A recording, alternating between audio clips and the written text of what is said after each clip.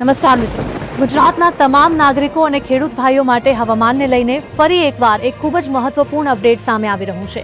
જો તમે આગામી કલાકોમાં ઘરેથી બહાર નીકળવાનું વિચારી રહ્યા છો, લાંબી મુસાફરી કરવાના છો અથવા ખેતીને લગતા કોઈ મહત્વના કામનું આયોજન કર્યું છે, તો આ સંપૂર્ણ માહિતી અંત સુધી જરૂર જોતા રહેજો, કારણ કે હાલ ગુજરાતના હવામાનમાં સતત બદલાવ જોવા મળી રહ્યો છે અને આગામી સમય દરમિયાન રાજ્યના અનેક વિસ્તારોમાં વરસાદી પ્રવૃત્તિ વધુ સક્રિય બની શકે છે। મિત્રો, છેલ્લા કેટલાક દિવસોથી અરબી સમુદ્ર તરફથી સતત ભેજયુક્ત પવનો ગુજરાત તરફ આગળ વધી રહ્યા છે। બીજી તરફ ચોમાસાની ટ્રફ અને ઉપરના વાતાવરણમાં સક્રિય રહેલી હવામાનિક પરિસ્થિતિઓના કારણે રાજ્યમાં વરસાદી વાદળો સતત વિકસતા જોવા મળી રહ્યા છે। પરિણામે ક્યાંક સામાન્ય વરસાદ તો ક્યાંક ગાજવીજ સાથે ભારે વરસાદના ઝાપટા નોંધાઈ રહ્યા છે। હવામાન નિષ્ણાતોના જણાવ્યા મુજબ આ વરસાદી માહોલ હજુ થોડા દિવસો સુધી યથાવત રહેવાની શક્યતા છે। જો સેટેલાઇટ ઇમેજ પર નજર કરીએ તો અરબી સમુદ્ર ઉપર ભેજનું પ્રમાણ હજુ પણ પૂરતું જોવા મળી રહ્યું છે। દરિયાકાંઠા તરફથી એક પછી એક વાદળોના સમૂહો ગુજરાત તરફ આગળ વધી રહ્યા છે। આ વાદળો રાજ્યના દક્ષિણ ભાગથી પ્રવેશ કરીને ધીમે ધીમે મધ્ય ગુજરાત અને ત્યારબાદ સૌરાષ્ટ્રના વિસ્તારો સુધી અસર પહોંચાડી શકે છે। આ જ કારણ છે કે ઘણા વિસ્તારોમાં દિવસ દરમિયાન વાતાવરણ સામાન્ય હોય છતાં સાંજ કે રાત્રિના સમયે અચાનક વરસાદ શરૂ થઈ જાય છે। હાલના હવામાનના મોડલ્સ દર્શાવે છે કે દિવસ દરમિયાન વધતી ગરમી અને ભેજના કારણે બપોર બાદ ક્યુમ્યુલોનિમ્બસ પ્રકારના ઊંચા વરસાદી વાદળો ઝડપથી વિકસે છે।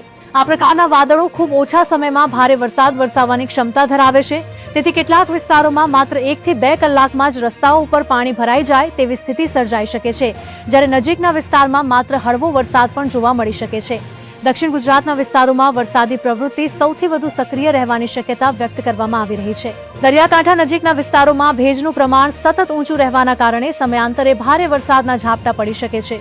મધ્ય ગુજરાતમાં પણ છૂટાછવાયા વિસ્તારોમાં ગાજવીજ સાથે વરસાદ નોંધાઈ શકે છે, જ્યારે સૌરાષ્ટ્રના કેટલાક વિસ્તારોમાં દરિયાઈ પવનો અને સ્થાનિક હવામાનિક પરિસ્થિતિઓના કારણે વરસાદની તીવ્રતામાં વધારો થવાની સંભાવના છે। ઉત્તર ગુજરાતમાં વરસાદનું પ્રમાણ તુલનાત્મક રીતે ઓછું રહી શકે છે, પરંતુ જ્યાં ગાજવીજવાળા વાદળો વિકસશે ત્યાં ટૂંકા ગાળામાં સારો વરસાદ નોંધાઈ શકે છે। ખાસ કરીને બપોર પછી અને મોડી સાંજના સમયે વાતાવરણમાં ઝડપથી ફેરફાર જોવા મળી શકે છે, તેથી હવામાનની દરેક નવી અપડેટ પર ધ્યાન આપવું ખૂબ જ જરૂરી બની જાય છે।